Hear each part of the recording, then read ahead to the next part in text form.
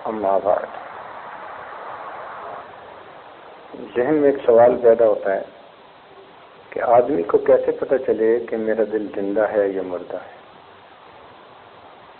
یوں تو دل ہر سینے میں دھڑک رہا ہوتا ہے، پمپنگ تو ہر دل کی ہو رہی ہوتی ہے، لیکن ہم روحانی طور پر ایک دل کو زندہ کہتے ہیں، ایک دل کو مردہ کہتے ہیں۔ تو اس کی کیا پہچان کہ یہ دل زندہ ہے اور یہ دل مردہ ہے؟ ہمارے مشائخ نے ہمارے لیے کام آسان کر دیا، انہوں نے اس کی علامتیں گنوا دی۔ آدمی اپنے اندر ان علامتوں کو ڈھونڈے، اگر وہ علامتیں پائی جاتی ہیں تو دل زندہ ہے، اور اگر وہ علامتیں نہیں پائی جاتی تو دل مردہ ہے۔ کھیر پکا دی، کھانا ہمارا کام۔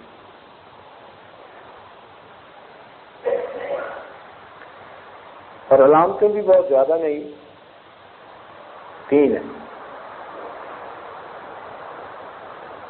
سب سے پہلی بات کہ جس انسان کا دل زندہ ہوتا ہے اسے دید قصور نصیب ہوتی ہے۔ دید قصور یہ ایک ٹرم ہے جس کو سب سے پہلے امام ربانی مجدد ثانی رحمۃ اللہ علیہ نے اپنے مکاتیب میں استعمال کیا۔ دید قصور کہتے ہیں کہ اپنی کوتاہیوں کا استحضار ہونا، اپنی غلطیاں اپنے سامنے رہنا۔ اللہ رب العزت جب کسی انسان سے راضی ہوتے ہیں تو اس کی غلطیوں کو اس کے سامنے واضح کر دیتے ہیں، اور جب کسی بندے سے ناراض ہوتے ہیں تو اس کی غلطیوں کو اس کی نظر میں اوجھل کر دیتے ہیں۔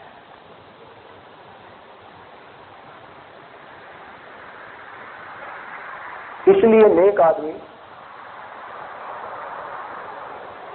چھوٹی سی بھی غلطی کرتا ہے، اس کا دل اسے فوراً بتا دیتا ہے کہ میں نے کوتاہی۔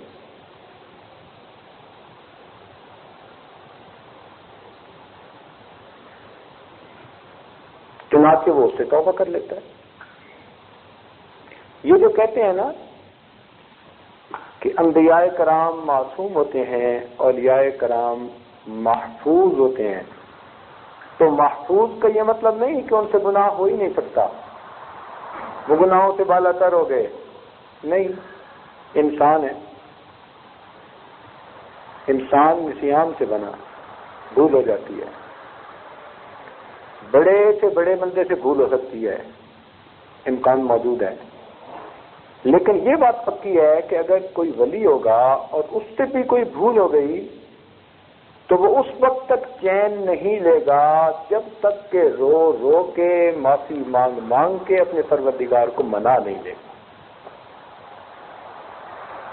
عام بندے کی یہ حالت ہوتی ہے کہ گناہ کیا، مکھی اڑا دی، پرواہ نہیں۔ لیکن اگر زندہ دل انسان سے کوئی ایسی کوتاہی ہو جائے تو وہ جب تک توبہ کر کے اپنے رب کو راضی نہ کر لے اس کو اس وقت تک چین نہیں آتا۔ جیسے صحابہ کرام نے نمونے کے طور پر، حالانکہ ان کی روحانیت تو بہت بلند تھی، مگر اللہ تعالیٰ نے ان سے بعض ایسی بھول کروا دی جس پر انہوں نے توبہ کرنے کی مثال قائم کر دی۔ تو وہ ہمارے لیے اصل میں ایک درس تھا، سبق تھا کہ دیکھو اگر بھول ہو جائے تو یوں بندے کو توبہ کرنی چاہیے۔ کتنی عجیب بات ہے کہ ایک عورت گناہ کرتی ہے، کسی کو اس کا پتہ نہیں ہے، اگر وہ نہ بتاتی کوئی پوچھنے والا نہیں تھا، کسی کو کانوں کان خبر نہیں، یہ معاملہ اس کے اور اس کے پروردگار کے درمیان ہے، مگر اللہ تعالیٰ نے اس کے دل میں یہ احساس ڈالا کہ دنیا کی تکلیف تھوڑی، آخرت کی زیادہ، دنیا کی ذلت چھوٹی، آخرت کی زیادہ، لہذا مجھے چاہیے کہ میں اپنے گناہ کو دنیا ہی میں پاک صاف کروا جاؤں۔ نبی علیہ السلام کی خدمت میں حاضر ہوتی ہے، اے اللہ کے نبی مجھ سے گناہ ہوا، آپ نے رخ ادھر پھیر لیا، ادھر سے آ کے کہتی ہے اے اللہ کے نبی گناہ ہوا، آپ نے رخ دوسری طرف پھیر لیا، 4 مختلف اطراف میں رخ کیا اور چاروں طرف سے آ کر اس نے بتایا کہ مجھ سے گناہ کبیرہ سرزد ہوا۔ اب یہ 4 طرف رخ کیوں کیا کہ نبی علیہ السلام اس کے 4 مرتبہ گواہی لینا چاہتے تھے، چونکہ حد جاری نہیں ہو سکتی جب تک کہ گواہی نہ ہو، تو 4 مرتبہ اس سے کہلوانا چاہتے تھے، تو 4 مختلف سمتوں میں کہلوایا۔ مگر آپ صلی اللہ علیہ وسلم نے دیکھا کہ اس کا تو ایک بچہ ہے جو دودھ پیتا ہے، نہیں، مگر وہ کہنے لگی کہ میں نے گناہ کیا اور گناہ میرے پیٹ میں پل رہا ہے۔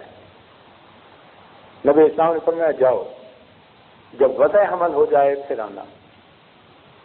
چلی گئی، اور وضع حمل میں تو کتنے مہینے لگتے ہیں، جب بچے کی پیدائش ہو گئی پھر آتی ہے بچے کو لے کے، اللہ کے نبی اب مجھے پر حد جاری کیجیے، فرمایا اس کو دودھ پلاؤ، پھر واپس چلی جاتی ہے۔ اب بچے کا دودھ تو 2 سال میں چھوٹتا ہے۔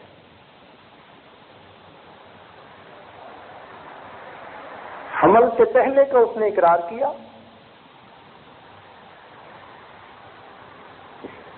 وضع حمل سے، اور 2 سال یہ بھی گزرے، اتنی مدت کے بعد پھر آئی، اے اللہ کے نبی اب حد جاری کر دیجئے، اور جب آئی تو بچے کے ہاتھ میں روٹی کا ٹکڑا تھا، وہ کھا رہا تھا۔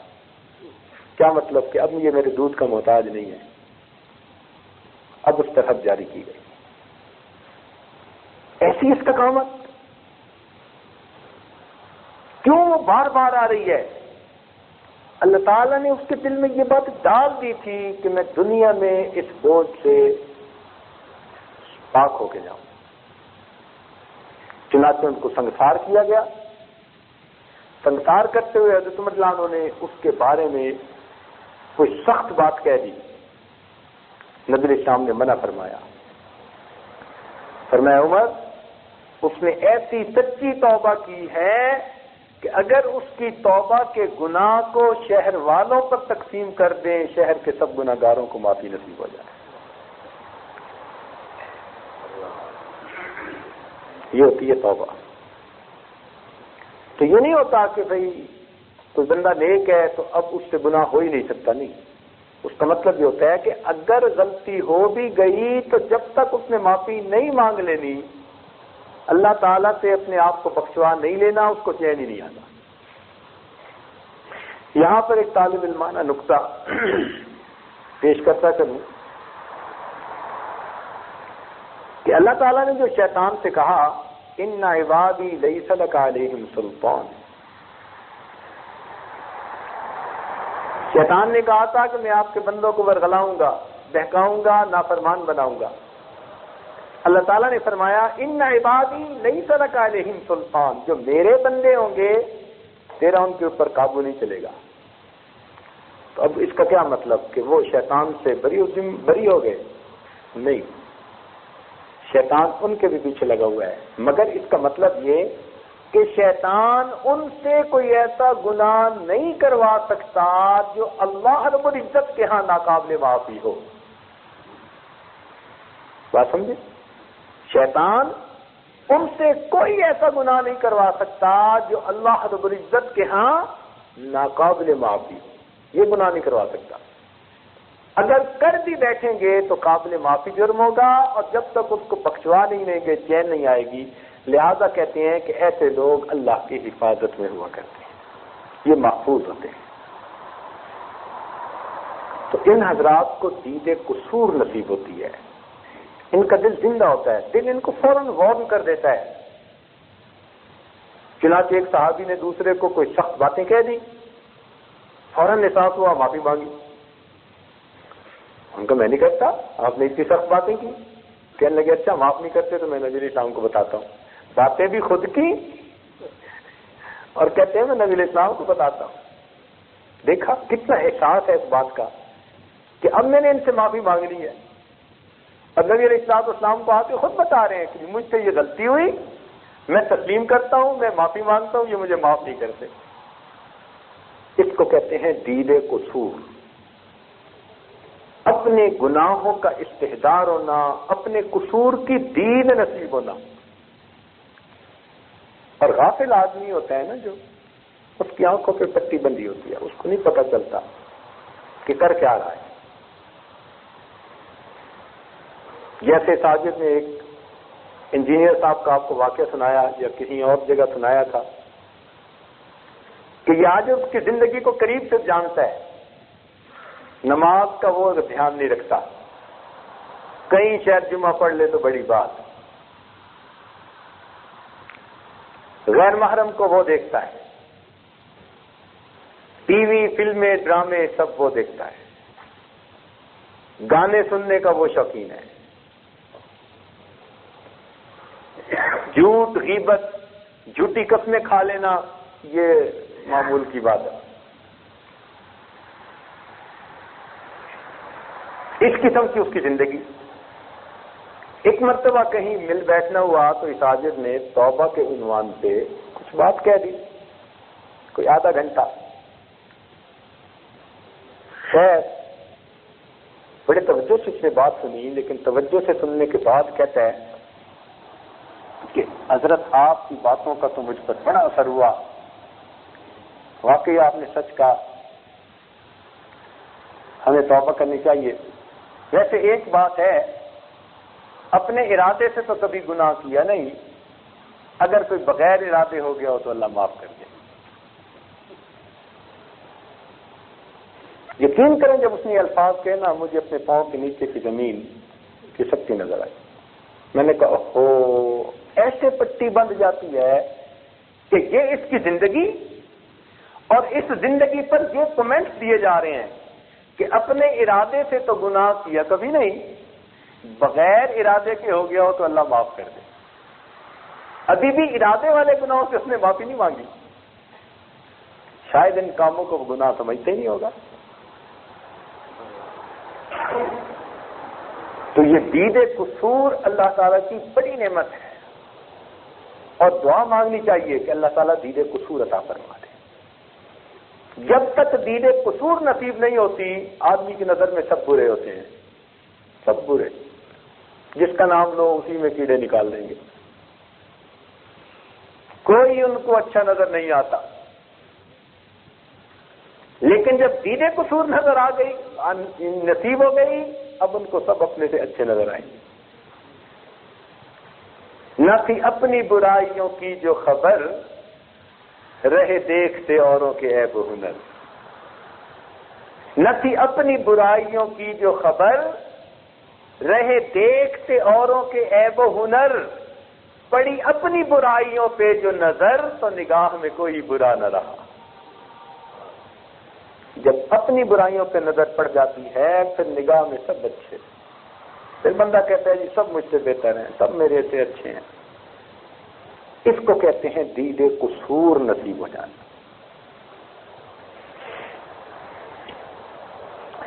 شیخ سعدی رحمۃ اللہ علیہ فرماتے ہیں، مرا پیر دانائے مرشد شہاب، تو اندر دے فرمود بر روئے آپ.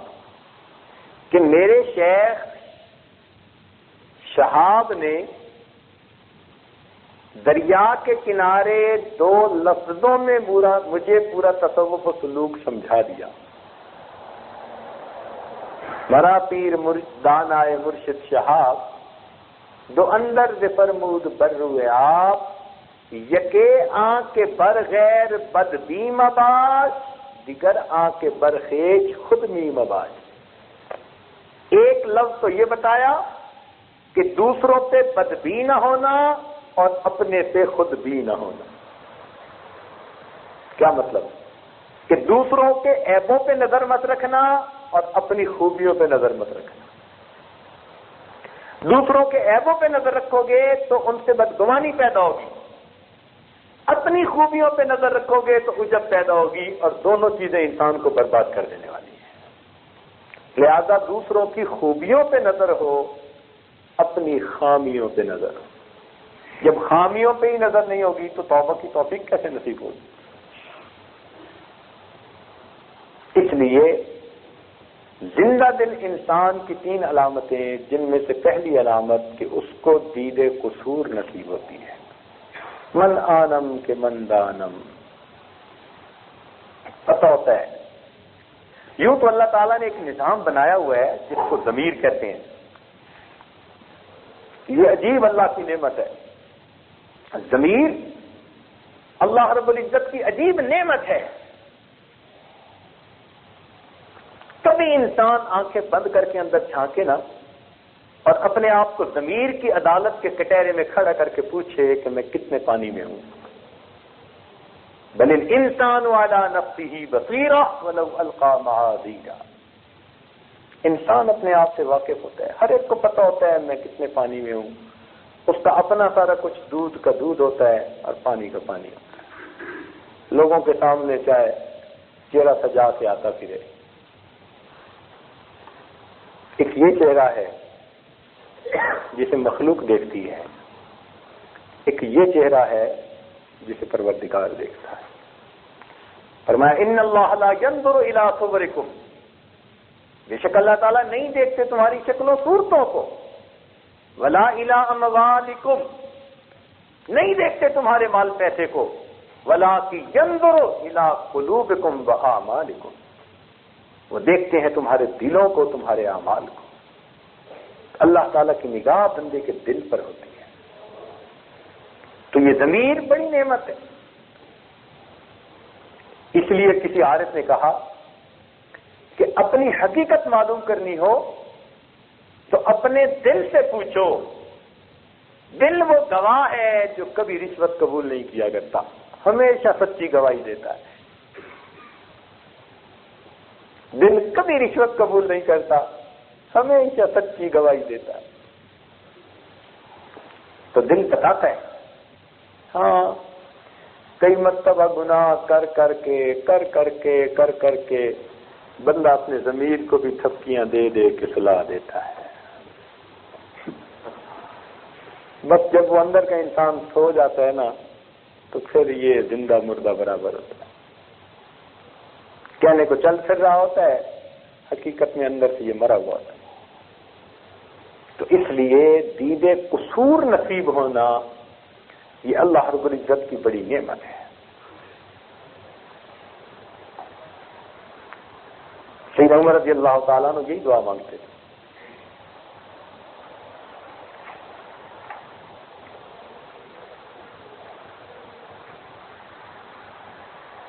اور فرمایا کرتے تھے، سنیے اور ذرا دل کے کانوں سے سنیے، سیدنا عمر رضی اللہ عنہ فرماتے تھے کہ جو شخص میرے پاس میری غلطیوں کا تحفہ لائے گا میں اس کے لیے مغفرت کی دعا کروں گا۔ یہ کہا کرتے تھے کہ جو شخص میرے پاس میری غلطیوں کا تحفہ لائے گا میں اس کے لیے مغفرت کی دعا کروں۔ جن کو اصلاح کی فکر ہوتی ہے نا ان کی یہ کیفیت ہوتی ہے۔ یہ نہیں ہوتا کہ بھئی نشاندہی کر دی تو بگڑ گئے۔ اور آج تو حالت یہ ہے کہ شیخ سے نشاندہی کر دینا کہ بھئی اپنی عبادت کو سنوارے تو شیخ سے بھی موڈ بناتے ہیں۔ یعنی طبیب نے یہ کیوں کہہ دیا کہ آپ بیمار ہیں، طبیب سے بھی یہی سننا چاہتے ہیں کہ آپ بالکل ٹھیک ہیں اگرچہ ٹی بی کے مریض ہوں۔ حالت ایسی بگڑ گئی، نفس اتنے موٹے ہیں، تعریف چاہتے ہیں، اور ہمارے تصوف سلوک میں تو پھر چھری چلاتے ہیں۔ جو جتنا بڑا بنتا ہے نا اس کو اتنا استغنا کی چھری سے ذبح کرتے ہیں۔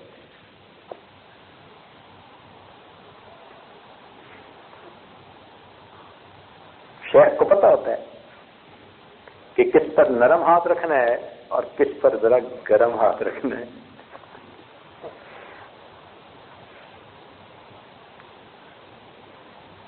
اور تربیت اسی طرح ہوتی ہے، اصلاح اسی طرح ہوتی ہے. تو دید قصور کا نصیب ہو جانا یہ سب سے پہلی علامت ہے کہ اس بندے کا دل زندہ ہے، اللہ رب العزت کی اس پر خاص رحمت ہے. دوسری چیز کہ انسان کا تلاوت کے اندر دل لگنا، قرآن پڑھنے کا شوق ہونا. جیسے بچے ناول پڑھتے ہیں نا،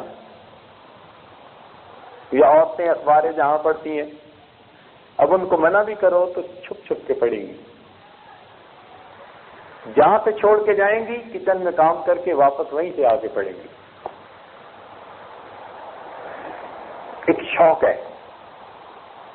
تو جس طرح بچوں کو کہانیاں پڑھنے کا شوق ہوتا ہے اور وہ ماں باپ سے چھپ چھپ کے کہانیاں پڑھتے ہیں، اللہ والے اسی طرح اللہ کا قرآن پڑھا کرتے ہیں.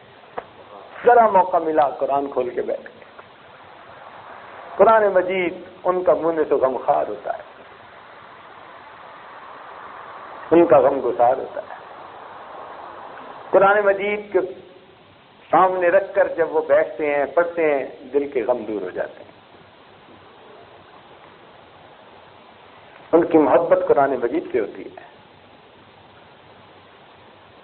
وہ اپنے دل کا حال قرآن مجید کو بتاتے ہیں، اور قرآن مجید پڑھنے میں ان کو لطف اور مزہ آتا ہے. اس لیے ہمارے حضرات الصالحین کثرت سے قرآن مجید کی تلاوت کرتے تھے، کثرت کے ساتھ. خیر کا زمانہ تھا، اس وقت تو کوئی پاگل بھی ہو جاتا تھا تو وہ اذانیں دینی شروع کر دیتا تھا. جو مینٹل کیس ہو جاتا تھا نا تو وہ اذانیں دینی شروع کر دیتا تھا. آج تو سمجھدار لوگ بھی گالیاں بکنا شروع کر دیتے ہیں.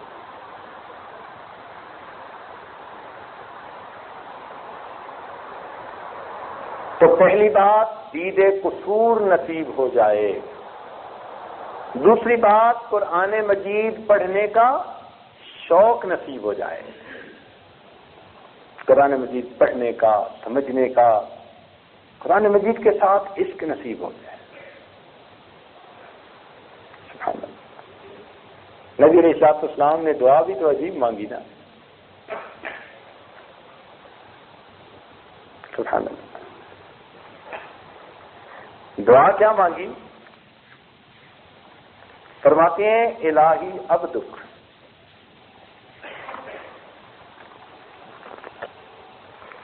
اب دیکھیے محبوب کی عاجزی کتنی ہے اور کتنی عاجزی سے مانگ رہے ہیں. معلوم ہوتا ہے کوئی بہت ہی بڑی نعمت ہے جس کو مانگنے کے لیے ایسی فریاد کر رہے ہیں.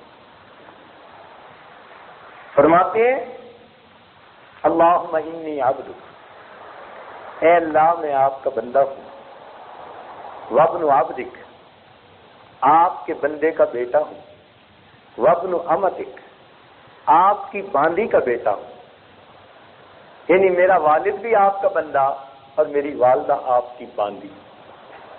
اب دیکھو کتنی عاجزی سے مانگ رہے ہیں، حالانکہ اللہ رب العزت کے محبوب ہیں. اللہم انی عبدک وابن عبدک وابن امتک ناصیتی بیدک. اللہ میری پیشانی آپ کے قبضہ قدرت میں ہے. ماضٍ فی حکمک، تیرا حکم میرے بارے میں فیصلہ ہے. عدل فی قضاء، تیری قضا میرے بارے میں عین عدل ہے. جو بھی ہے قضا وہ میرے بارے میں عین عدل ہے. اسألک بکل اسم هو سمیتہ فی کتابک، میں آپ کے ہر اس نام سے مانگتا ہوں جس کو آپ نے کسی کتاب میں نازل فرما دیا. او علمتہ احدا من خلقک، یا اپنی مخلوق میں سے کسی ایک کو آپ نے اس کا علم عطا کر دیا. کیا؟ ان تجعل القرآن ربیع قلبی، کہ اللہ تو قرآن کو میرے دل کی بہار بنا دے. یعنی یہ سارا مضمون باندھ کر مانگ کیا رہے ہیں؟ ان تجعل القرآن ربیع قلبی، قرآن کو میرے دل کی بہار بنا دے. وجلاء ہمی وذہاب غمی، اس آیت کے معنی کو علماء کے پاس بیٹھ کے سیکھیے اور پھر تنہائی میں تہجد میں اس کو مانگ کر اس کا مزہ لیجیے. اس میں مٹھاس ہے. جب آدمی تنہائی میں اندھیرے میں اس دعا کو بار بار مانگتا ہے نا تو اس کی مٹھاس کا تب اندازہ ہوتا ہے اور پتہ چلتا ہے کہ قرآن مجید کی چاشنی کیا نعمت ہے کہ جس کو مانگنے کے لیے اللہ کے محبوب نے اللہ کے سامنے اتنی عاجزی گزاری کی. محبوب کی دعائیں تو واقعی عجیب ہوتی تھی. جب طائف سے واپس آنے لگے تو کیسی دعا مانگی, حیران ہوتا ہے بندہ. سبحان اللہ. اللہم الیک اشکو ضعف قوتی, اے اللہ میں اپنی کمزوری طاقت کی کمی کا تجھ سے ہی شکوہ کرتا ہوں. وقلت حیلتی وہوانی علی الناس, اور اپنے اسباب کی کمی اور لوگوں کے سامنے اپنی کمزوری کا تجھ سے ہی شکوہ کرتا ہوں. یا ارحم الراحمین, اے سب رحم کرنے والوں سے زیادہ رحم کرنے والے. انت رب المستضعفین, آپ تو کمزوروں کے پروردگار ہیں. وانت ربی, اور آپ میرے بھی پروردگار ہیں. الی من تکلنی, اللہ مجھے آپ کس کے حوالے کر رہے ہیں. الی بعید یتجہمنی, اے اللہ کسی اجنبی کے حوالے کر رہے ہیں جو مجھ سے شروع ہوتا ہے. او ام الی عدو ملکتہ امری, یا آپ نے کسی اپنے دشمن کو میرے امر کا والی بنا دیا, یعنی میرے اوپر قبضہ دے دیا, قوت دے دی. ان لم یکن بک علی غضب, اے اللہ اگر آپ مجھ سے ناراض نہیں ہیں, فلن ابالی فلا ابالی, اللہ پھر مجھے کسی بات کی پرواہ نہیں ہے. اگر آپ ناراض نہیں ہیں تو پھر مجھے کسی بات کی پرواہ نہیں ہے.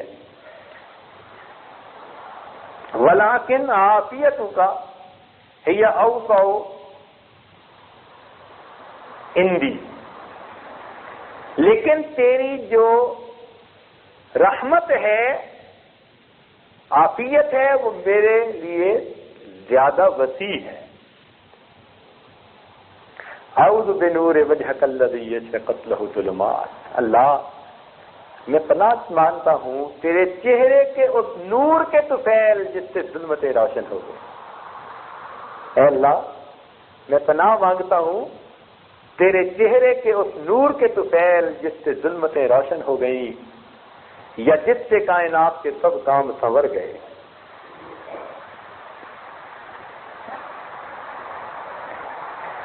اے اللہ میں اس بات سے پناہ چاہتا ہوں کہ تیرا غصہ مجھ پر ہو. لک العتبی حتی ترضی, اللہ تجھ کو منانا اس وقت تک ضروری ہے جب تک کہ تو راضی نہیں ہو جاتا.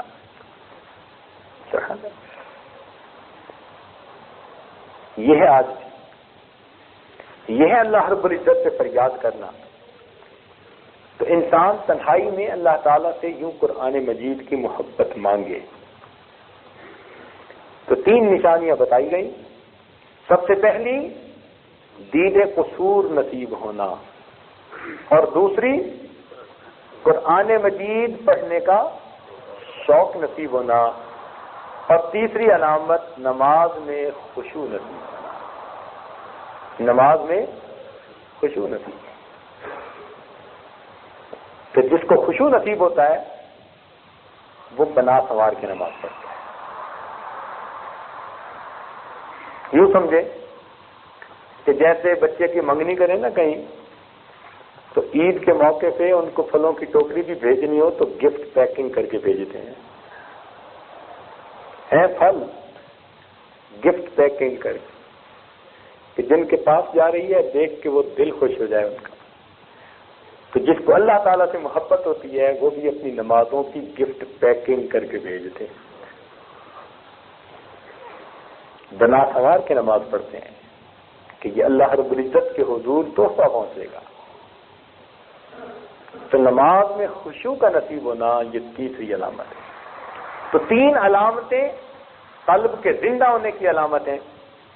سب سے پہلے دید قصور نصیب ہونا، 2 قرآن مجید پڑھنے کا دل میں اشتیاق ہونا، شوق ہونا، اور نمبر 3 نماز کے اندر خشوع کا نصیب۔ ہمارے مشائخ نے ایک اور نقطے کی بات کہی ہے، ابھی دل میں آ گئی تو کہتا چلوں، فائدہ ہو جائے گا۔ زمبیا کے دوست اگر دل میں اس کو جگہ دیں گے تو فائدہ پائیں گے۔ ہمارے مشائخ نے لکھا ہے کہ 3 چیزیں نچوڑ ہیں ہماری زندگیوں کا۔ نمبر 1، کم کھانے میں انسان کے جسم کی سلامتی ہے۔ 3 باتیں ہماری زندگی کا نچوڑ ہیں۔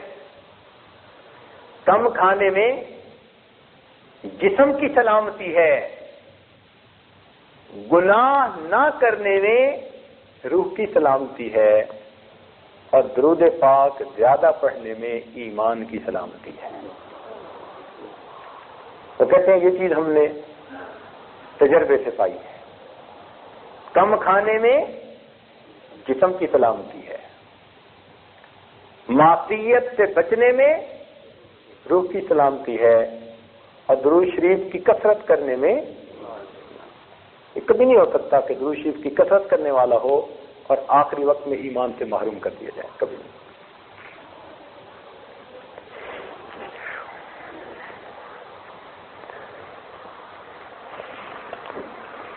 دنیا کے ہر بادشاہ نے ایک وقت متعین کیا ہوتا ہے جس میں اس کی رعایا آ کر اسے ملتی ہے اور اپنے حال سناتی ہے۔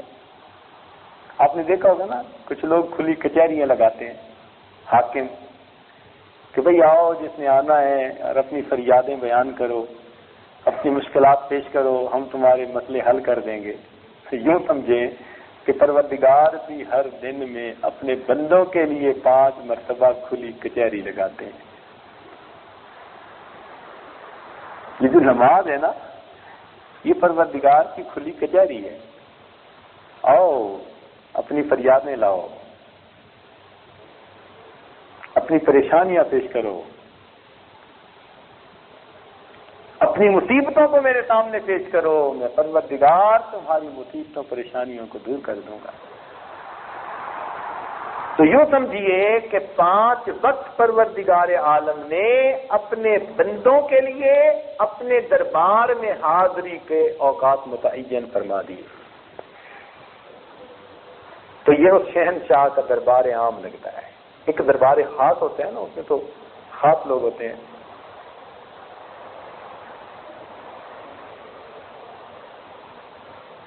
جیسے نبی علیہ السلام نے ارشاد فرمایا علی مع اللہ وقت، میرا اللہ کے ساتھ ایک وقت ہوتا ہے، کسی ملائکہ نبی مرسل کو اس میں دخل کی اجازت نہیں، وہ تو پھر اللہ کی خاص مہربانی ہے۔ لیکن عوام الناس کے لیے، میں اور آپ کے لیے، اللہ رب العزت نے ہر دن میں 5 مرتبہ اپنے دربار میں حاضری کی اجازت محمد فرمائی۔ معراج میں نمازیں تو 50 ملی تھی، لیکن آخر پر 5 رہ گئی۔ تو اللہ تعالیٰ نے فرما دیا تھا کہ میرے محبوب، آپ کی امت پڑھے گی تو 5 نمازیں، لیکن من جاء بالحسنۃ فلہ 10 امثالها، جو ایک نیکی لائے گا ہم ایک نیکی کا بدلہ 10 گنا دیں گے۔ لہذا آپ کی امت 5 نمازیں روز پڑھے گی، ہم ان کے نام اعمال میں 50 نمازوں کا اجر عطا فرمائیں۔ تو 5 وقت اللہ رب العزت کے دربار میں حاضری کے اوقات ہیں۔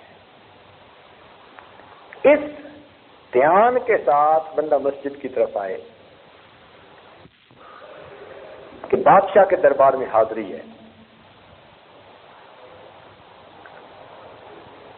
جیسے ایک آدمی کو دن میں 5 مرتبہ بادشاہ کو دیکھنے کا موقع ملے تو کتنا مقرب سمجھا جائے، تو جس بندے کو 5 مرتبہ نماز میں اللہ رب العزت کا دیدار نصیب ہو وہ کتنا مقرب سمجھا جائے۔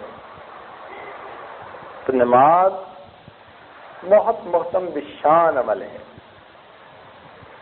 سب کوئی نوجوان ہوگا نا ذرا خادم ذرا جرت کر لیتے ہیں، کہتے ہیں کہ مندر کی بلی بھی دیوتا سے نہیں ڈرا کرتی، مندر میں جو رہتی ہے. تو خادم حضرات بھی کئی مرتبہ ایسی باتیں پوچھ لیتے ہیں.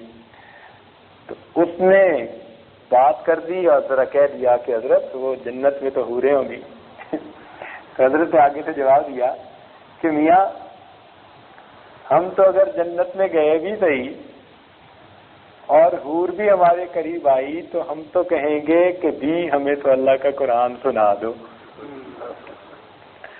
ہم تو کہیں گے بھی ہمیں تو اللہ کا قرآن سنا دو. ایک مرتبہ عجیب بات فرمانے لگے کہ ہمیں اگر اللہ رب العزت کے ہاں قیامت کے دن قبولیت ملی تو ہم تو عرض کریں گے اللہ ہمیں نہ حور چاہیے نہ قصور چاہیے، ہمیں تو آپ کے عرش کے نیچے مصلی کی جگہ چاہیے. یہ کہا کرتے تھے. قصور قصر سے یعنی محلات، ہمیں نہ حور چاہیے نہ قصور چاہیے، ہمیں تو عرش کے نیچے مصلی کی جگہ. تو جن کو نماز کا ذوق نصیب ہوتا ہے پھر ان کو عرش کے نیچے مصلی کی جگہ چاہیے.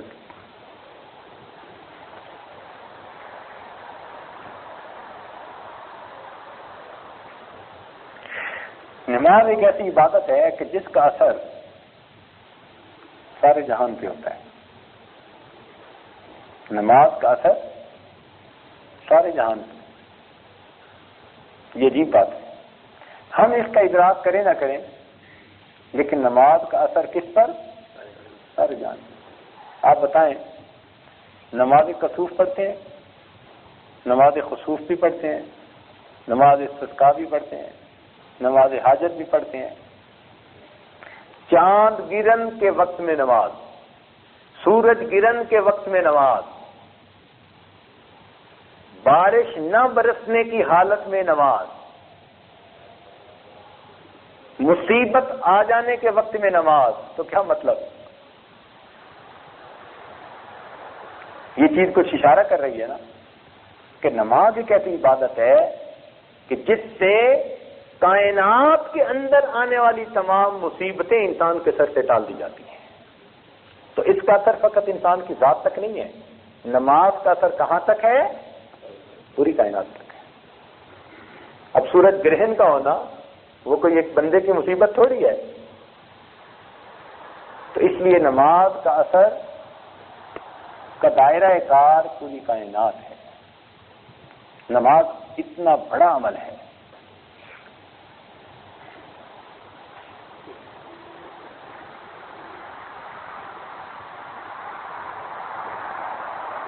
علماء نے لکھا ہے کہ بھئی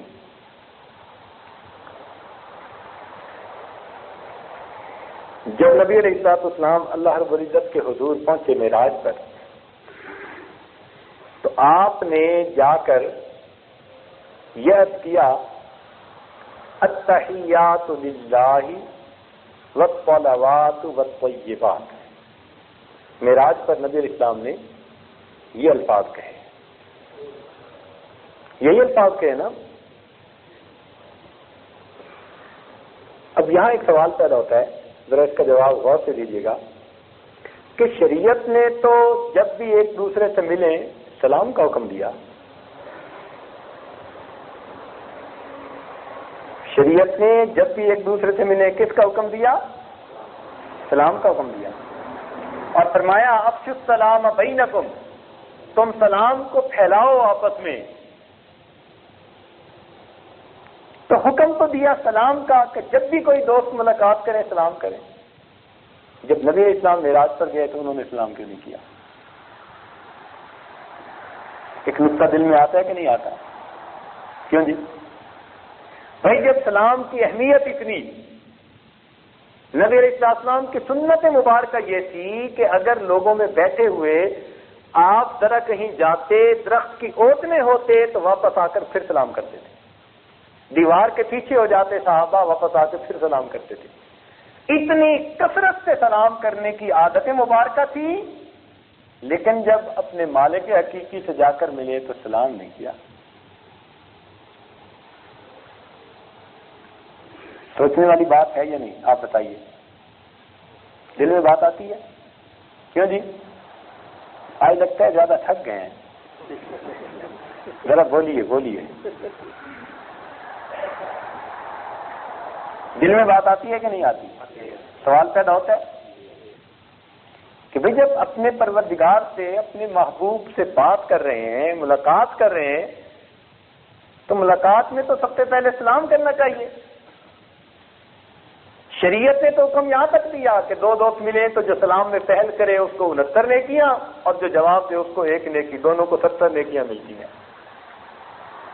کہ جب نبی علیہ السلام اللہ سے ملاقات کرنے کے لیے گئے تو خود سلام کیوں نہ کیا؟ سوال پیدا ہوتا ہے ذہن میں؟ یہ نہیں ہوتا؟ اگر نہیں پیدا ہوتا تو آگے چلتے ہیں۔ کیوں جی؟ بتا دیجیے۔ دیکھیے، یقیناً ایک طالب علم کے ذہن میں یہ سوال پیدا ہوتا ہے، مگر اس کا جواب یہ ہے کہ جب سلام کیا جاتا ہے تو اس کو کرتے ہیں جس پر مصیبت آ سکتی ہو، پریشانی آ سکتی ہو، جس پر مصیبت آ سکتی ہو، پریشانی آ سکتی ہو، غم آ سکتا ہو، دکھ آ سکتا ہو، تو غم، دکھ، پریشانی اور مصیبت سے سلامتی کی اس کو دعا دیتے ہیں، جبکہ غم، دکھ، پریشانی اور مصیبت کا اللہ کے ہاں تو تصور ہی نہیں ہے۔ اس کا تو اپنا نام سلام ہے، تو ان کا وہاں تو تصور تھا ہی نہیں، لہذا وہاں سلام کا سوال ہی پیدا نہیں ہوتا تھا۔ بات سمجھ گئے نا؟ سلام کا سوال پیدا نہیں ہوتا تھا، لہذا وہاں تو اللہ کی تعریف ہی ہو سکتی تھی۔ نبی علیہ السلام نے اللہ کی حمد بیان کی، تعریف کی، کیا فرمایا؟ التحیات للہ، میری تمام قولی عبادتیں اللہ کے لیے، والصلوات، میری تمام بدنی عبادتیں اللہ کے لیے، والطیبات، اور میری تمام مالی عبادتیں۔ تو 3 ہی عبادتیں ہوتی ہیں نا، میری قولی عبادتیں، میری فعلی عبادتیں اور میری مالی عبادتیں، سب کی سب کس کے لیے؟ تو 3 تحفے دیے نبی علیہ السلام نے جاتے ہی، التحیات للہ والصلوات والطیبات۔ آگے سے پروردگار نے جواب دیا۔ اب جب جواب دیا تو کیا فرمایا؟ السلام۔ معلوم ہوا کہ اگر قادر مطلق ہوتے تو اللہ تعالیٰ السلام علیکم نہ فرماتے۔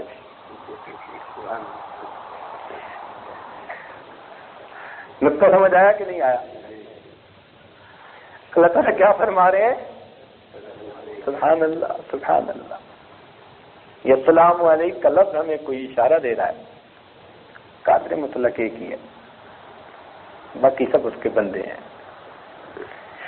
تو اللہ نے جواب میں 3 تحفے دیے، فرمایا السلام علیک ایھا النبی، اے نبی صلی اللہ علیہ وسلم آپ پر سلامتی ہو، ورحمۃ اللہ، اور اللہ کی، وبرکاتہ، اور اللہ کی برکت۔ تو 3 تحفے نبی علیہ السلام نے دیے اور 3 تحفے اللہ تعالیٰ نے دیے۔ جب نبی علیہ السلام کو 3 تحفے ملے، جس میں سلامتی بھی تھی، رحمت بھی تھی، برکت بھی تھی، تو اپنے یاد آتے ہیں کہ نہیں آتے؟ یاد آتے ہیں نا؟ تو نبی علیہ السلام کو اپنی گنہگار امت یاد آئی، چنانچہ نبی علیہ السلام نے ان تحفوں میں اپنی امت کو بھی شامل فرمانے کے لیے کہا السلام علینا وعلی عباد اللہ الصالحین، سلامتی ہمارے اوپر ہو اور ان بندوں پر جو نیکی کرنے والے ہیں۔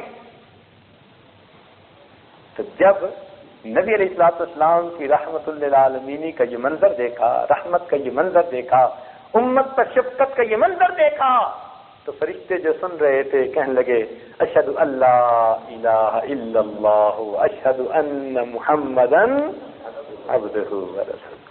اللہ تعالیٰ کو یہ باتیں اتنی پسند آئی کہ اس کو نماز کا حصہ بنا دیا۔ اچھا اب اگلی بات سنیے، ذرا دل کے کانوں سے سنیے گا۔ یہ ہیرے موتی ہیں جو اپنے بڑوں کی صحبت میں بیٹھ کے ہم نے حاصل کیے، اور ان کی وجہ سے اللہ نے ہماری جہالت چھپا دی، سمجھے؟ اب آپ کے سامنے سنی سنائی باتیں کرتے ہیں تو ہماری جہالت چھپ جاتی ہے۔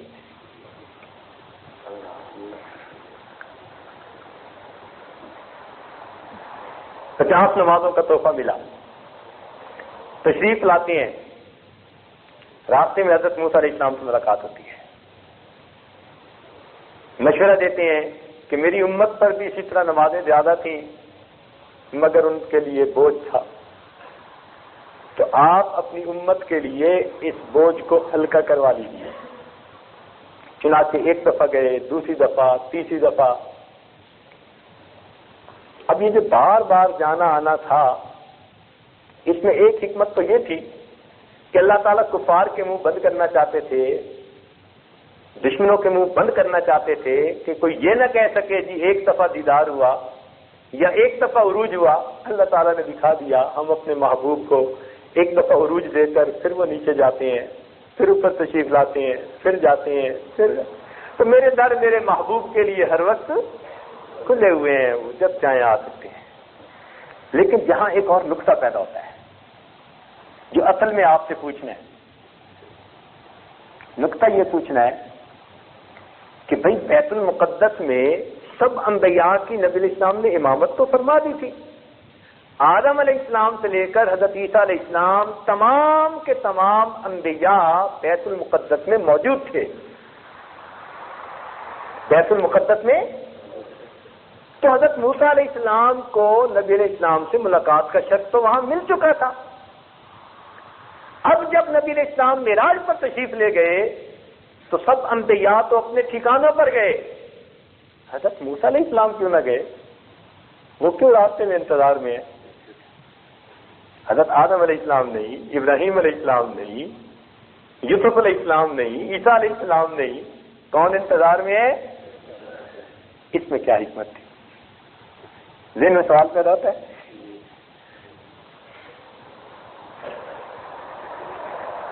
تو کیا حکمت تھی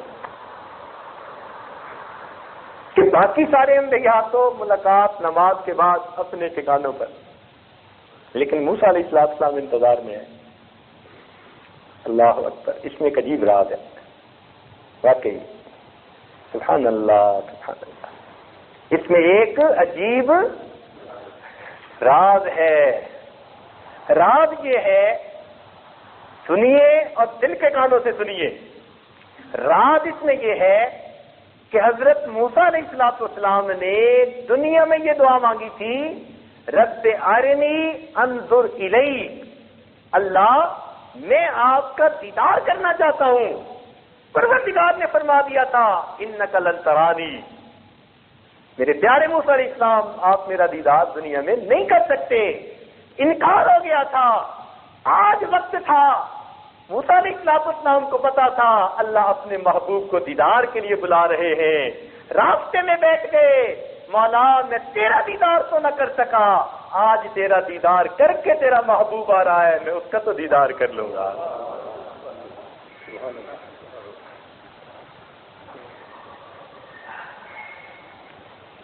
تو جس طرح حضرت موسیٰ علیہ السلام نبی علیہ السلام کے انتظار میں بیٹھے اور بار بار ان کو مشورہ دیا تاکہ یہ جائیں دیدار کریں پھر واپس آئیں، اور دیدار میں جو ان پر اللہ رب العزت کی رحمتوں کا نزول ہوگا میں ان کا تو دیدار کروں گا۔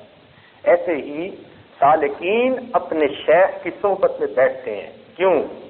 ان کو پتہ ہوتا ہے کہ ہم ہیں پست پرواز اور یہ ہمارے مشائخ ہیں بلند پرواز، یہ ان جگہوں پر پرواز کر کے آتے ہیں کہ جہاں تک ہماری رسائی نہیں، چلو ہم اللہ رب العزت کی وہ محبت تو حاصل نہ کر سکے، محبت حاصل کرنے والوں کی زیارت تو ہم کر لیتے ہیں،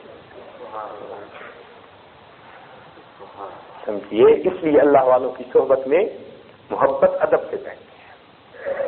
چنانچہ کتابوں میں لکھا ہے کہ قیامت کے دن ایک آدمی کو اللہ رب العزت صرف اس لیے بخشیں گے کہ ایک مرتبہ وہ گزر رہا تھا اور اسی راستے سے باعزید بستانی گزر رہے تھے اور وہ پہچانتا نہیں تھا، تو کسی نے اسے کہا کہ دیکھو یہ اللہ کے ایک ولی جا رہے ہیں.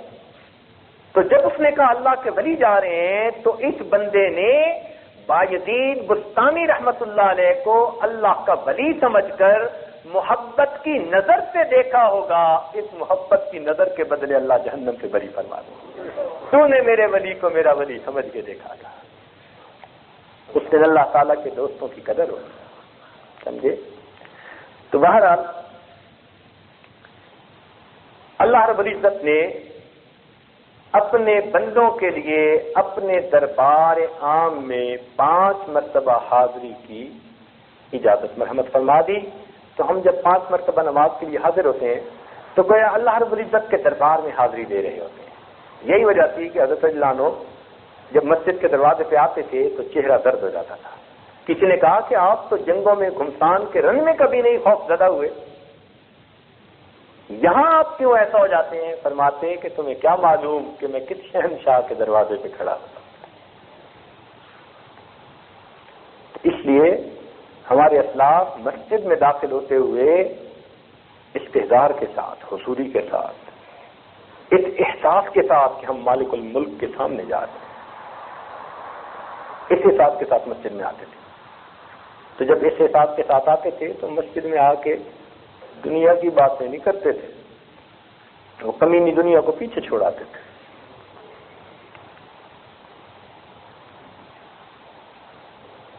اور ہم تو دنیا کو ساتھ لے کے آتے ہیں نا. ہمارے ایک شاہ صاحب ہیں، وہ فرمایا کرتے ہیں کہ آج ہماری حالت یہ کہ سارا دن ہم دکان کے اندر اور ساری رات دکان ہمارے اندر.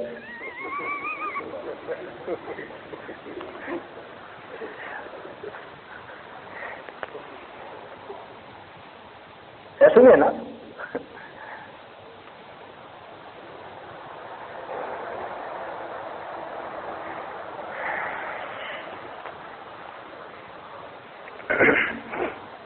ہمارے مشائخ نے فرمایا کہ اللہ رب العزت نے جو ظہر کے 5 اوقات متعین فرمائے، اس کی کئی ساری تفصیلات ہیں. ایک تو یہ کہ فجر کا وقت قیامت کی صبح کے ساتھ مشابہت رکھتا ہے. فجر کا وقت قیامت کی، بھئی یوم القیامہ کہتے ہیں یا لیل القیامہ کہتے ہیں؟ تو یوم کس کو کہتے ہیں؟ تو وہ دن ہوگا نا، یعنی ایسی رات کہ جس کی صبح کو قیامت کا دن ہوگا. تو قیامت کے دن کی صبح کو فجر کے وقت کے ساتھ مشابہت ہے، اس لیے اللہ تعالیٰ نے فجر کا وقت نماز کے لیے ایک متعین فرمایا. ظہر کے وقت جہنم کی آگ بھڑکائی جاتی ہے، فرشتے اس کے اندر ایندھن ڈالتے ہیں. جیسے یہ بھٹی ہوتی ہے نا، فرنیس ہوتا ہے، تو فرنیس میں کچھ وقت کے بعد کول ڈالتے ہیں. تو یوں سمجھیے کہ جہنم کی آگ میں ظہر کے وقت پتھر ڈالے جاتے ہیں، اس کو بھڑکایا جاتا ہے. اور وہ آگ اتنی سخت ہے، حدیث پاک میں آتا ہے اشتقت النار الی ربھا فقالت یا رب اکل بعدی بعدا، کہ جہنم کی آگ نے اللہ سے شکایت کی، اللہ میرے بعض دوسرے حصے اتنے گرم ہیں کہ انہوں نے میرے دوسرے حصوں کو کھا لیا. یہ جہنم کے کچھ حصے جہنم کے دوسرے حصوں کو کھا لیتے ہیں، آگ اتنی گرم. اللہ اکبر. تو ظہر کے وقت جہنم کی آگ کو بھڑکایا جاتا ہے، اس لیے ظہر کی نماز کو فرض کیا گیا ظہر کے اوقات میں.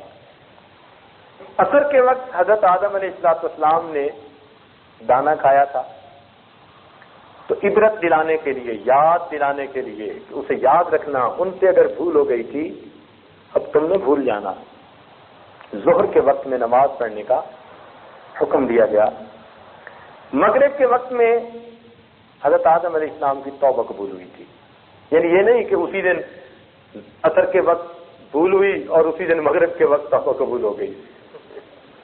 نیچے اتارے گئے اور نیچے اتار کر 200 سال بلکہ بعض کتابوں میں 300 سال تک روتے رہے.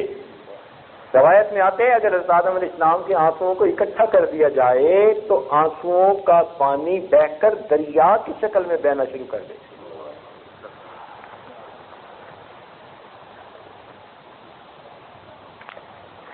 ام حوا کو افریقہ کے ملکوں میں اتارا گیا تھا، مگر وہ جگہیں جو ریگستان تھی، جو صحرا ہیں یا ریگستان ہیں، ان پر بنجر جگہ تھی. اور حضرت آدم علیہ السلام کو سری لنکا میں سرسبز و شاداب جگہ پر اتارا گیا تھا. سری لنکا میں اب بھی علماء نے جگہ متعین کی ہوئی ہے جہاں پر ان کو اتارا گیا تھا. ام حوا کو کیوں بنجر زمین پہ اتارا گیا؟ کہ چونکہ وجہ وہ بنی تھی نا، وجہ وہ بنی تھی، تو اس لیے پروردگار کی ان کے اوپر سختی زیادہ ہوئی. حضرت آدم علیہ السلام کو سب جگہ پر اتارا گیا. پھر دونوں اللہ تعالیٰ کے سامنے معافی مانگتے تھے اور ایک دوسرے کو تلاش کرتے تھے. حتیٰ کہ عرفات کے میدان میں جو جبل رحمت ہے، ایک پہاڑ ہے، بہت زیادہ بلند تو نہیں، مگر ایک طرف سے ام حوا اوپر چڑھی، دوسری طرف سے آدم علیہ السلام چڑھے، اور وہاں اللہ تعالیٰ نے دونوں کی ملاقات کروا دی اور ان کی توبہ کو قبول کر لیا. اب جب توبہ قبول ہو گئی تو دونوں پھر وہاں سے بیت اللہ شریف کی طرف آئے، جہاں اللہ نے اپنا گھر شروع سے ہی فیصلہ فرما دیا تھا، ان اول بیت وضع للناس للذی ببکر. تو راستے میں ایک جگہ پر رات آ گئی، اور رات آ گئی اور دونوں کے پاس کمبل ایک تھا. تو موسم ٹھنڈا تھا، رات ٹھنڈی تھی، تو دونوں سوئے تو دونوں نے ایک کمبل اوپر کر لیا. عربی زبان میں چادر کو مزدلفہ کہتے ہیں، تو اس جگہ کا نام آج بھی مزدلفہ مشہور ہے. اس لیے ام حوا وہیں جب ان کی وفات ہوئی تو جدہ کے اندر ان کی قبر اس وقت بھی موجود ہے. جدہ عربی کا ایک لفظ ہے، یہ دادی کو جدہ کہتے ہیں. تو جدہ کے ایک محلے میں اس وقت بھی ام حوا کی جو ہے وہ قبر موجود ہے. تو فجر کے وقت کو قیامت کی صبح کے ساتھ مشابہت ہے. تو فجر کی نماز کو فرض کیا گیا تاکہ فجر کی نماز پڑھنے والے قیامت کی صبح کو یاد کریں، اور فجر کی نماز پڑھنے کے بدلے اللہ قیامت کی صبح کے ان کے لیے اطمینان عطا فرمائے. ظہر کے وقت جہنم کی آگ کو ایندھن دیا جاتا ہے، اس لیے ظہر کی نماز کو فرض کیا گیا. عصر کے وقت حضرت آدم علیہ السلام نے شجر ممنوعہ کو کھایا تھا، دانا کھایا تھا. مغرب کے وقت میں ان کی توبہ قبول ہوئی تھی، اور عشاء کے وقت میں نماز اس لیے فرض کی کہ اس کو قبر کے ماحول کے ساتھ مشابہت ہے. جیسے رات گہری ہو جاتی ہے نا، تاریکی ہو جاتی ہے، تو انسان جب قبر میں جاتا ہے تو شروع میں اسی طرح تاریکی ہو جاتی ہے. جب وہ منکر نکیر کے سوالوں کا جواب دے دیتا ہے تب اس میں روشنی آتی ہے، تب اسے جنت کا باغ بنایا جاتا ہے. اس لیے قبر ہر انسان کو پکار کے روز کہتی ہے کہ انسان انا بیت الظلمات، انا بیت الوحدہ، میں تنہائی کا گھر ہوں، انا بیت الظلمات، میں اندھیرے کا گھر ہوں. تو قبر کے اندر اندھیرا ہوگا، نیک اعمال کی وجہ سے اس میں روشنی آئے گی. تو یہ علماء نے اس کی تفصیل بتائی کہ فجر، ظہر، عصر، مغرب اور عشاء کے یہ 5 اوقات کیوں متعین کیے گئے. حضرت اکبر تھانی رحمۃ اللہ علیہ نے فرمایا کہ اس کو انسان کی زندگی کے جو مراحل ہیں ان کے ساتھ بہت مناسبت ہے. مثلا فجر کو بچپن کے ساتھ، کہ فجر کے وقت میں ابھی سورج بھی طلوع نہیں ہوا ہوتا، کچھ تھوڑی سی روشنی آ گئی ہوتی ہے، تو روشنی کا آنا گویا بچپن ہے. اور ظہر کو مشابہت ہے انسان کی جوانی کے ساتھ. ظہر کو کس کے ساتھ مشابہت ہے؟ جوانی کے ساتھ. اور اثر کو کس کے ساتھ مشابہت ہے؟ بڑھاپے کے ساتھ. اثر کے وقت سورج کی روشنی ذرا ٹھنڈی ہو جاتی ہے نا، تو بڑھاپا آ جاتا ہے اس کے اوپر بھی، یوں سمجھ لیجیے. اور مغرب کو مشابہت کس کے ساتھ ہے؟ موت کے ساتھ ہے.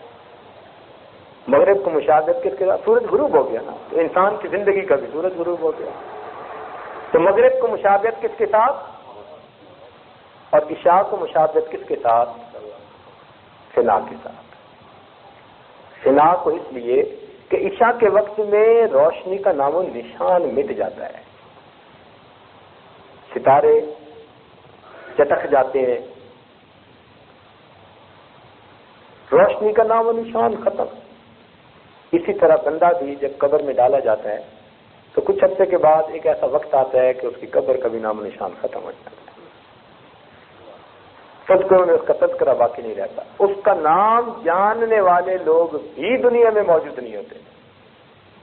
آپ بتائیں، آپ کو اپنے پردادا کا نام یاد ہے؟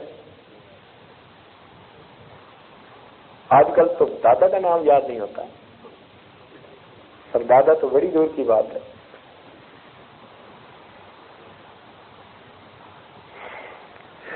تو چونکہ مراحل زندگی کے ساتھ مشابہت تھی، اس لیے یہ 5 اوقات نمازوں کے متعین فرمائے گئے.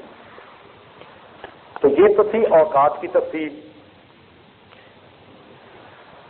یعنی ایک تو تفصیل اس طرح کی کہ فجر کے وقت کیا روزے معاشر کے ساتھ مشابہت، ظہر کو جہنم کو ایندھن دیا جاتا ہے، عصر کے وقت حضرت آدم علیہ السلام نے دانا کھایا تھا، مغرب کے وقت ان کی توبہ، اور عشاء کے وقت کو مشابہت ہے قبر کے ماحول کے ساتھ. ایک تو یہ اس کی ایکسپلینیشن ہوئی، اور ایک ایکسپلینیشن یہ ہوئی کہ فجر کو مشابہت ہے بچپن کے ساتھ، ظہر کو مشابہت ہے جوانی کے ساتھ، عصر کو مشابہت ہے، اور مغرب کو مشابہت ہے، اور عشاء کو مشابہت ہے فنا کے ساتھ.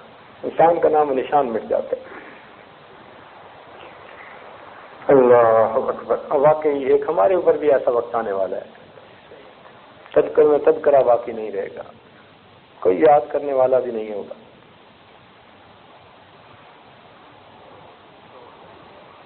کسی نے کہا کہ شکستہ قبروں کو دیکھو اور غور کرو کہ کیسے کیسے حسینوں کی مٹی پلید ہو رہی ہے.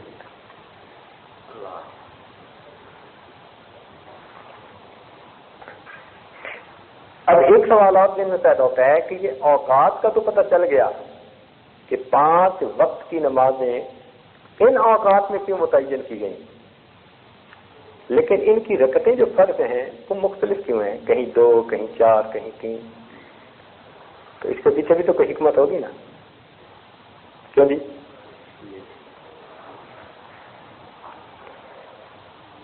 تو اس میں بھی علماء نے تفصیل لکھی ہے. وہ فرماتے ہیں کہ حضرت آدم علیہ السلام رات کے وقت جنت سے اتارے گئے تھے، ہر طرف اندھیرا تھا. تو اس بات پہ وہ کافی خوف زدہ تھے کہ ہر طرف اندھیرا ہی اندھیرا ہے. لیکن کچھ وقت گزرنے کے بعد جب ذرا روشنی آ گئی، اسفار کا وقت آ گیا. اسفار کہتے ہیں سورج طلوع ہونے سے کچھ دیر پہلے کا وقت، جب روشنی ہوتی ہے بندہ چاروں طرف دیکھ سکتا ہے. تو جب اتنی روشنی ہو گئی کہ وہ ہر طرف دیکھ سکتے تھے تو ان کو خوشی ہوئی، اور انہوں نے 2 رکعت اللہ تعالیٰ کے شکرانے کے طور پر پڑھے. اللہ نے اس کو فجر کی 2 رکعت فرض بنا دیا.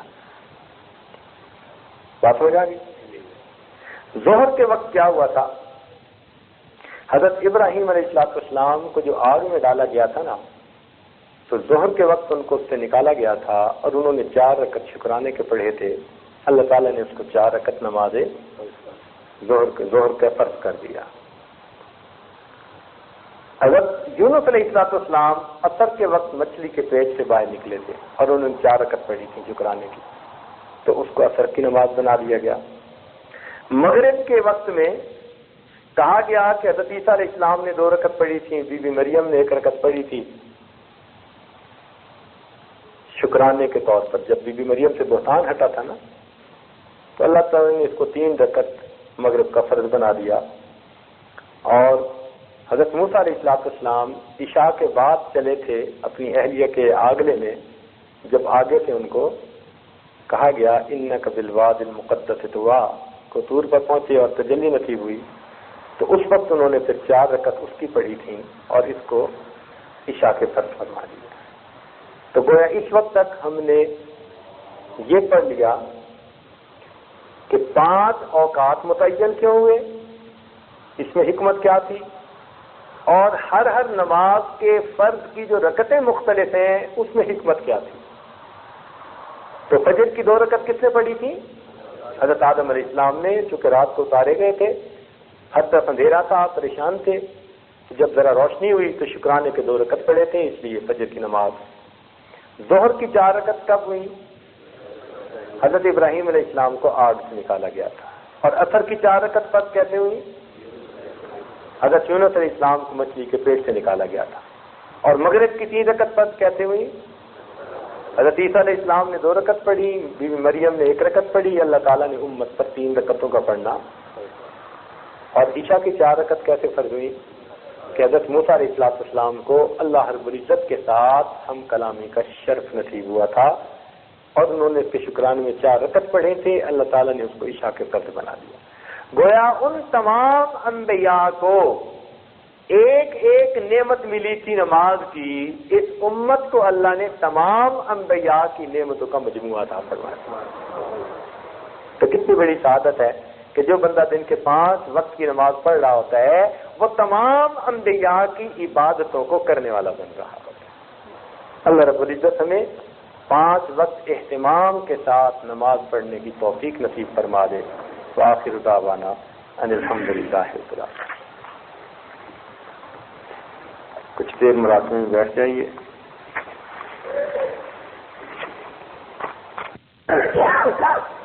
سبحان ربی الاعلی اللہم صلی علی سیدنا محمد وعلی آل سیدنا محمد وبارک۔ ربنا ظلمنا انفسنا وان لم تغفر لنا وترحمنا لنکونن من الخاسرین۔ رب کریم ہمارے گناہوں کو معاف فرما، ہماری خطاؤں سے درگزر فرما۔ اے اللہ ہمارے بیٹھنے کو قبول فرما، اللہ ہمارے روزوں کو قبول فرما، نماز تراویح کو قبول فرما، اس کے بدلے ہمیں اپنی رضا عطا فرما، اللہ اپنی لقاء عطا فرما۔ اے مالک شریعت و سنت کے مطابق زندگی گزارنے کی توفیق عطا فرما۔ اے مالک اپنی سچی محبت نصیب فرما، اپنے پیارے محبوب کی سچی محبت نصیب فرما، ان کے صحابہ اور اہل بیت کرام کی سچی محبت نصیب فرما۔ اللہ اپنے پیارے اولیاء اللہ کی محبت نصیب فرما، دنیا آخرت میں ان کے قدموں میں جگہ نصیب فرما۔ اے اللہ ہمارے جتنے بھی پریشانیاں ہیں سب کو دور فرما۔ اے اللہ جتنے بھی خوف ہیں ان کو دلوں سے دور فرما۔ اللہ دلوں کی نیک امیدوں کو پورا فرما۔ اے مالک ہمارے ساتھ رحمت کا معاملہ فرما۔ رب کریم ہمارے قصوروں کو معاف فرما، خطاؤں سے درگزر فرما، ہمارے عیبوں کی پردہ پوشی فرما۔ اے اللہ ہمارے مسکینوں کی ان دعاؤں کو قبول فرما۔ اللہ ہمیں استمام کے ساتھ نماز پڑھنے کی توفیق عطا فرما۔ اے اللہ ہمیں خشوع و خضوع کے ساتھ نماز پڑھنے کی توفیق عطا فرما۔ اے اللہ ہمیں نماز کی حضوری نصیب فرما۔ رب کریم ہماری ان دعاؤں کو اپنی رحمت سے قبول فرما۔ اے اللہ جن دوست احباب نے دعاؤں کے لیے کہا یا کہنا چاہتے تھے نہیں کہہ سکے، توقع رکھتے ہیں، جن کے ہمارے اوپر حقوق آتے ہیں، اللہ ان سب کو ان دعاؤں میں شامل فرما۔ ربنا تقبل منا انک انت السمیع العلیم وتب علینا انک انت التواب الرحیم۔ صلی اللہ تعالی علی حبیبہ سیدنا محمد وآلہ واصحابہ اجمعین برحمتہ۔